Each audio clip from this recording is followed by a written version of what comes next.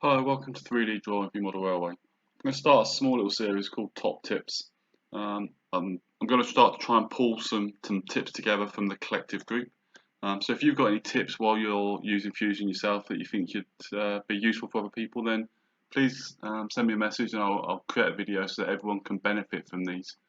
The tips I'm going to use today have been sent in by Marcus. I'm going to look at some things around dimensions and how to edit dimensions and put scales in, things like that. So I don't know if you've noticed before that, if you draw a box previously, let's say we just drawed a box like this, and we've got dimensions from a plan and it's in inches. You can come into Explore like this, just type in how many inches you've got, and then it'd be 77, so 30 inches is 762 millimeters. You can come back, you can dimension this box as 762, and then divide it by the scale that you're using, whether it be N-gauge 158 or 160 or 172 in double O, whatever scale you're using, and then it'll automatically do the formula for you and work out that 762 millimeters divided by 148 gives you 5.14 millimeters on the box here. Is that right? Yeah. Okay. So the formula's all worked out for you.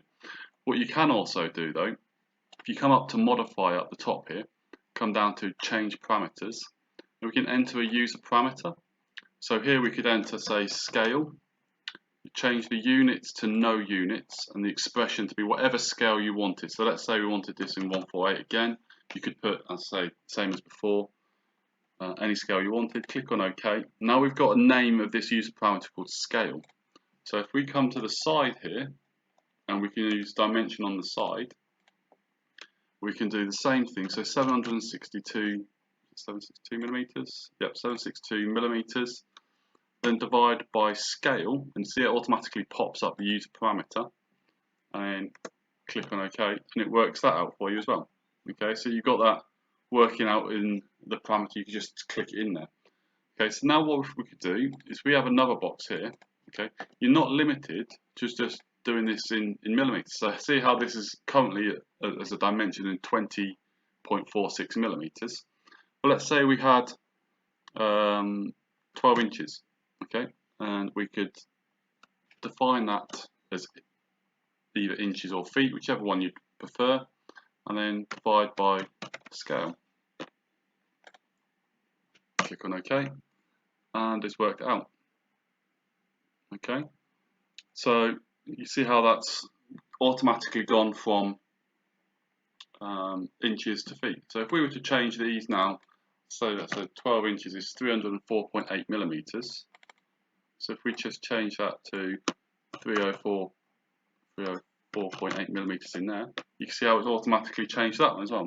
All you've got to do is just work out what your scale is that you're working to. Okay, another thing I don't know if you're all aware of, but at the top here you've got document settings, and within here I've currently got my units set as millimeters. You can just come in here and work to whatever dimensions you or whatever units you'd particularly work to. And obviously, being for me in the UK, millimeters would be the most accurate that I would work to. In the US, they're probably going to want to work to inches. So just change it up the top here if you wanted to, and that gives you a nice little way to go to whatever suits your method. So the next thing we'll look at is decimal points. Now, a lot of you will notice it'll default to a specific number of decimal points. Now, at the moment, I've currently got it up to point and then 3 numbers after the decimals. Okay, so you can go into there and change that yourself as well. If you come up the top here where your name is, and then preferences, it'll bring up a drop-down menu. There we go.